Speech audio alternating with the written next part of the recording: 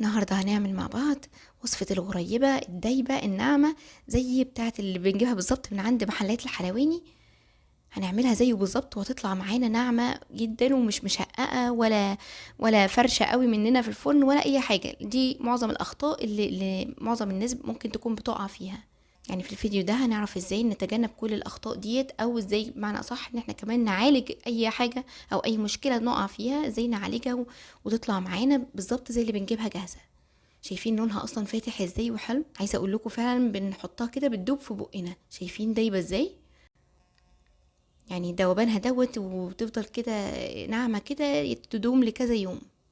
مكوناتها بسيطه جدا، هما 3 مكونات بس، يعني ما فيش اسهل من كده. تقريبا مكوناتها موجوده في كل بيت، ما فيهاش اي حاجات تفاصيل كتير ولا حاجات مكلفه ولا اي حاجه. يعني هنعمل فعلا كميه حلوه بمكونات بسيطه وقليله. شايفين اصلا التقديمه كده كمان شكلها حلو ازاي؟ يعني ضيوف كده جايين لكم في العيد، تقدروا تاخدوها لحد. يعني فعلا لو جبتوها من بره تلاقوا نفسكم دافعين فيها كتير. خلونا نشوف بتعمل ازاي. اول حاجه هنا عندي كوبايه من السمنه. طبعا هي سمنه مش زبده، ما ينفعش تتعمل بزبده نهائي، يعني لازم سمنه، سواء بقى بقري او جاموسي اي حاجه. وعندي كمان دقيق، عندي 300 جرام من الدقيق عاملين كوبايتين. ونص كوبايه من السكر البودره. يعني كوبايتين من الدقيق، كوبايه سمنه، نص كوبايه سكر بودره. كل دوت تقدروا تقيسوه حتى لو مش عندكم بالجرامات او حاجه، تقدروا يعني كله يبقى موزون بنفس الكوبايه اللي عايرتوا بيها الدقيق، هي نفس الكوبايه اللي عايرتوا بيها السمنه. يعني كلها بنفس الكوبايه عشان تطلع معاكم المقادير والعجينه مظبوطه. اول حاجه هنا هنزل السمنه طبعا زي ما انتم شايفين كده بحراره المطبخ، يعني مش متجمده ولا ناشفه ولا اي حاجه. انا طلعتها قبل ما اشتغل فيها بساعه تقريبا، يعني بحيث ان انا لما اجي اخبطها كده او امشي عليها المعلقه تلاقوها تهرس معايا كده. اول حاجه خلطت السمنه مع السكر، قلبتها بس بالمعلقه كده الاول عشان السكر ما يطرش في وشي لما اشغل عليه المضرب. حطيت رشه فانيليا، سواء سائله او باودر يعني. قلبتهم تقلبتين مع بعض كده، وبعد كده شغل عليه المضرب الكهربائي لحد بقى هفضل اضرب فيها كده لحد ما تنعم خالص وتلاقوها كده لونها فتحها خالص وبقى زي الكريمه، يعني هتلاقوا لون مبيض خالص. طبعا اللي ما عندوش مضرب كهربائي ممكن عادي يستخدم بالمضرب اليدوي، بس هيقعد يعني تضربوا شويه فيها كده لمده 7 أو 10 دقايق كده لحد ما تلاقوا اللون افتح معاكم خالص والسمنه كده بصوا زي ما انتم شايفين لونها كده عامل زي القشطه او الكريمه. هننزل بعد كده عليها بالدقيق. عايزه اقول حاجه، بلاش ننزل بالدقيق دفعه واحده كله نروح كابينه وخلاص وهو خدنا المقدار كده ونعمله زي ما هو كده، لا. يعني احنا ننزل شويه بشويه، يعني انا كبيت الاول جزء وبعدين هبدا اقلب كده لحد ما يعني يتلموا كده شويه مع بعض، وبعدين الاقيها يعني حسيت ان انا عايزه تاني هروح منزله دقيق تاني لحد ما الاقيها العجينه اتلمت معايا بسهوله، والدقيق بقى مختفي تماما وامتص كل السمنه. المقادير بتاعتها سهله وبسيطه جدا وما فيهاش اي حاجه، هي دي تقريبا كل المكونات، هما ال3 حاجات اللي انتوا شفتوهم دول، دقيق وسمنه وسكر. يعني كوبايتين دقيق عليهم كوبايه سمن عليهم نص كوبايه سكر بودر. اهي العجينه هي ملمومه تقريبا في ايديا كده. منفضلش بقى نقعد نزود في دقيق بقى لحد ما نلاقيها نشفت مننا، ويعني لما يعني الدقيق زياده دوت يطلعها معانا ناشفه من الفرن، وكمان نلاقيها مشققه وبتبقى مش تمام خالص، يعني مش هتطلعها معانا مظبوطه. زي ما انتوا شايفين كده بمسك قطعه من العجينه كده واروح دايسه كده ضغطه عليها ضغطه، مش هتلاقي عليها اي تشققات ولا اي حاجه. كده يبقى العجينه مظبوطه معانا وناجحه ان شاء الله ما فيهاش اي حاجه. كده انا غطيتها وبعد كده ادخلها تستريح في التلاجة لمده ربع ساعه كده تمسك نفسها، وبعد كده ابدا اشكلها. يعني بيبقى تشكيلها يعني اسهل لما بتطلع من التلاجة.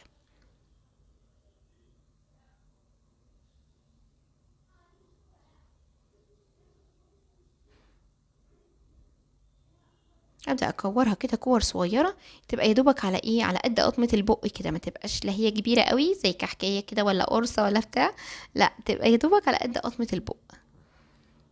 يعني خدوا بالكم كمان ان هي حجمها هيزيد شويه كمان عن اللي انتوا بتعملوها ديت.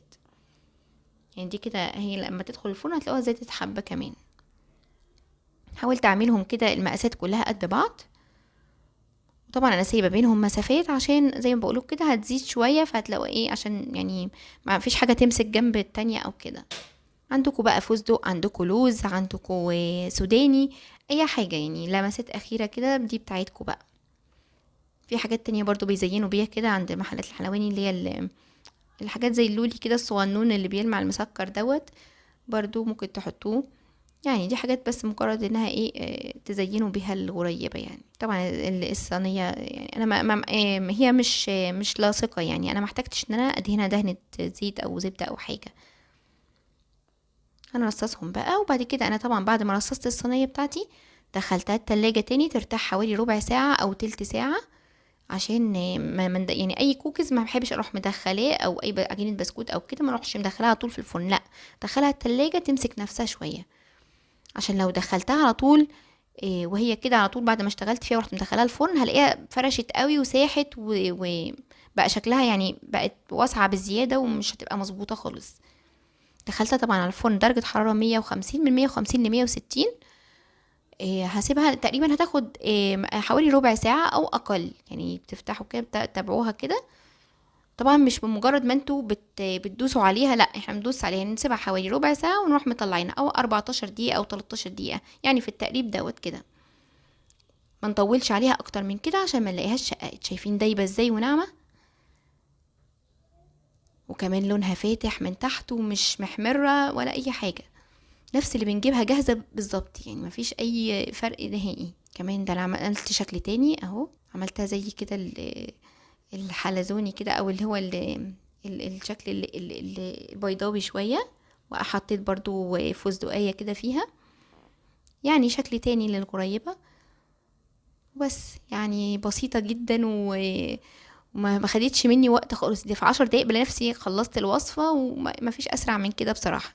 ممكن يعني تعملوا تيست كده قبل ما تخلصوا كمية العجين كلها وتدخلوها الفرن. يعني ممكن تعملوا تيست كده او اختبار يعني في وحدتين كده وتدخلوهم الفرن وتشوفوا النتيجة. لو طلعت مظبوطة، يعني يعني طلعت حجمها حلو ومظبوطة ومن غير ما تشقق ومن غير ما تتحمر جامد من تحت، يبقى كده تمام وكملوا بقية الوصفة. لكن لو حسيتوا انها شققت كده، معناها حاجة من الاتنين، انه يا اما الدقيق زيادة يا اما طولتوا عليها سوا في الفرن.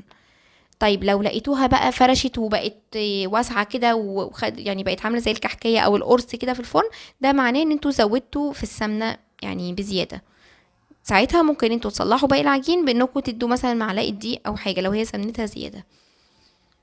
بس كده. يعني لو فكرتوا تجيبوها جاهزة هتلاقوا نفسكم ممكن تاخدوا وقت اطول. الموضوع بسيط جدا، شايفين حتى تقديمتها حلوة ازاي.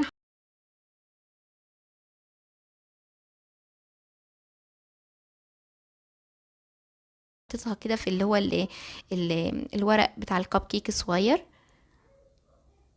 شكلها كيوت جدا يعني. بصوا حاجة اخر قمر. عايزه اقول حاجه كمان برضو من يعني من نجاح الغريبه ان انتوا ما تطولوش عليها في الفرن، لان انتوا لو طولتوا حبه تاني هتلاقوها يعني اكتر من 13 14 دقيقه كده هتلاقوها بدات تشقق وتعمل تشققات وهتديكوا نتيجه مش حلوه يعني، او مش الطف حاجه. كمان هتلاقوها نشفت، يعني كل ما تزودوا عليها في الفرن هتلاقوها نشفت وتاخد لون محمر من تحت. مش المفروض انها تطلع لا محمره ولا مشققه ولا حتى فرشه كده وحجمها زايد عن اللزوم، لا. هي دوبك بتاخد الوقت اللي هو التلت، يعني الربع ساعة اللي بتاخدها او ال13 دقيقة اللي بتاخدهم في الفرن على درجة حرارة 150، وخلاص كده. ما تطولوش اكتر من كده ولا تعلوا الحرارة قوي. يعني تطلعوها وتسيبوها بتبرد، او ما بتبرد بتلاقوها تماسكت. مش معنى ان انا ادوس عليها الاقيها طرية، لا يعني معنى كده انا لسه اسيبها تاني في الفرن، لا خالص.